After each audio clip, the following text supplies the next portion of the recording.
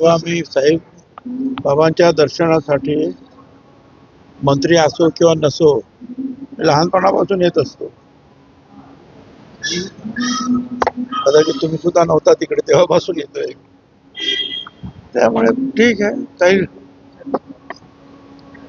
स्थानं अशी असतात की तिथे असं नेहमी असं वाटतं की आपण नतमस्तक व्हावं आणि म्हणून मी आलो. साहजिकच आहे.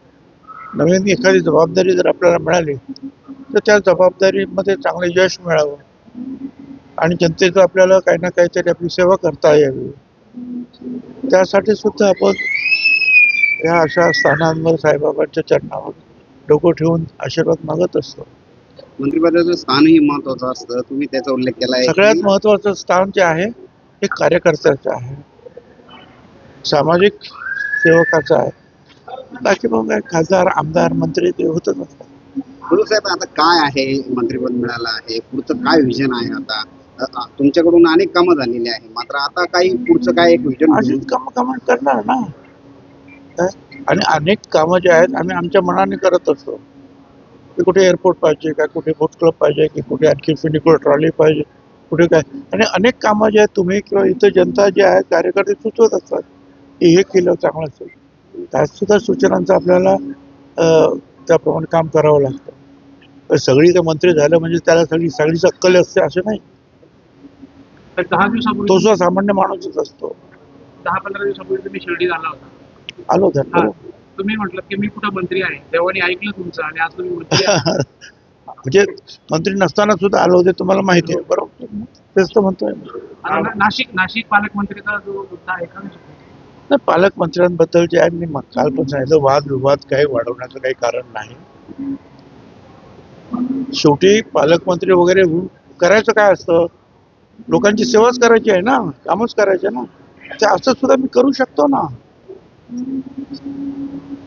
तुम्ही जे काय सांगाल आणि योग्य असेल, योग्य ठिकाणी तिथे जोर लावून काम करू शकतो. त्यामुळे तो पालकमंत्री पदाचा वाद जो आहे त्या वादात मला अजिबात पडायचं नाही. ते मुख्यमंत्री पाहून घेतील, उपमुख्यमंत्री पाहून घेतील काय करायचं ते. बाकी जे आहे जी कामं मला सुचवली जातील त्या कामाचा रेटा मी लावणार. आपल्या राज्यामध्ये 54,000 रेशनिंगची दुकानं आहेत अख्ख्या राज्यात, कानाकोपऱ्यात. आपण करोना काळामध्ये सुद्धा सगळे घरात बसले असताना आमचे जे हमाल बांधव आहेत, आमचे जे ड्रायव्हर आहेत ट्रकचे, आमचे जे दुकानदार आहेत, आमचे अधिकारी आहेत, त्यांनी 54,000 दुकानातून वाटप केलं.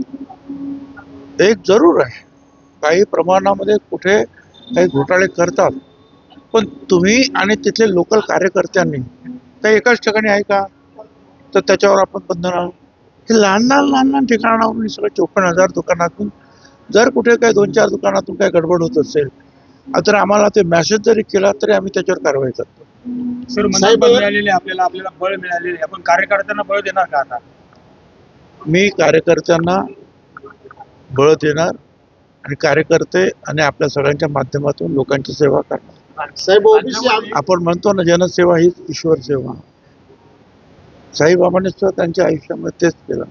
साहेब, लोकांचे अश्रू जर पुसता आले तर तेवढे मोठे आपण नाही, पण एक जरी अश्रू पुसता आला तर खूप जणांना. साहेब, ओबीसी आरक्षण 27% केंद्र कोर्टाने ठेवलंय, याच्यावर समाधानी आहात का? अर्थात एक तर काही गोष्ट या मागासवर्गीय मिळत नाही, मिळालेल्या गोष्टी आमच्या हातातून चालल्या निसटल्या होत्या, पण आम्ही सगळ्यांनी तिथे जे आहे सुप्रीम कोर्टात उभे राहिले. समीर भाऊ, महेश झगडे, सताने वगैरे आमची सगळी मंडळी 2 दिवस फडणवीसांना सांगितलं, त्यांनी सहकार्य केलं. तिथे इंदिरा जयसिंग आणि गोपाळ जयशंकर, तुषार मेहता साहेब भारतात, त्यांना आम्ही भेटलो आणि सांगितलं, बाबा हे आमचं आहे तेवढं तरी नक्की द्या, कमी कशाला करता. आम्ही 54% आहोत, पण आम्ही 54% आम्हाला नाही दिलं, ठीक आहे, अर्ध दिलं तर अर्ध द्या ना. भटक्या विमुक्त असलेला आणि कोर्टाने ऐकलं आणि मिळालं. कोर्टाने मान्य केले, मात्र हे खऱ्या अर्थाने त्या 27% मिळणार आहे. ते तुमच्या आमच्यावर अवलंबून आहे ना, आपण देणारच की नाही ते. आणि कोणी चुकीचा मनुष्य घुसणार नाही हे तिथल्या जनतेने तुम्ही पाहायचं आहे, बरोबर की नाही. मी पहिल्याच कॅबिनेटच्या मिटिंगमध्ये परवाच्या मंगळवारच्या दिवशी प्रचंड पाऊस पडतोय. गरीब शेतकऱ्यांचे कांदे कचऱ्यासारखे ओढामध्ये वाहून राहिले आहे. काय तर ह्या सगळ्या आणि ते महाराष्ट्रभर चालू आहे प्रकार, केळाच्या बाबतीमध्ये, द्राक्षाच्या बाबतीमध्ये सगळ्या. तर आपल्याला ते मदत करायला पाहिजेच म्हणून मी आग्रह धरला आणि त्यानुसार जे आहे मुख्यमंत्री आणि त्यांनी सगळ्यांनी आदेश दिलेले आहेत की या सगळ्याचं जे आहे ताबडतोब पंचनामे करा. आपलं काय काय त्यांना मदत करता ते आपण ते मदत मिनिस्ट्री करणार. में जी है क्या सिर्फ धनंजय मुंडे ने इस्तीफा दिया उसके लिए आपको स्थान मिला है, क्या लगता है? देखिए पॉलिटिक्स में जो है मैं 10 बार जो है मंत्री पद की शपथ ले चुका हूँ. तो कभी कैसे जो है मंत्री पद पे आते हैं फिर निकल जाते हैं. वो तो आवक जावक शुरू है हमारे, चलता है. अभी उसकी बात चलिए. टेक्निकल आणि इंजिनिअरिंग एज्युकेशन देणारी नामांकित university BTech electronics and computer engineering 2025-26 या शैक्षणिक वर्षासाठी रजिस्ट्रेशन सुरू. पात्रता गणित विषयासहित इयत्ता 12वी उत्तीर्ण. प्रत्यक्ष इंजिनियर्स कडून टेक्निकल आणि इंजिनिअरिंग शिक्षण. जागतिक प्रकल्पांचा अभ्यास, ग्लोबल करिअर घडवण्याची संधी अशा वैशिष्ट्यांनी सुसज्ज अजिंक्य DY Patil university, the innovation university. संपर्क 83 29 14 26 65.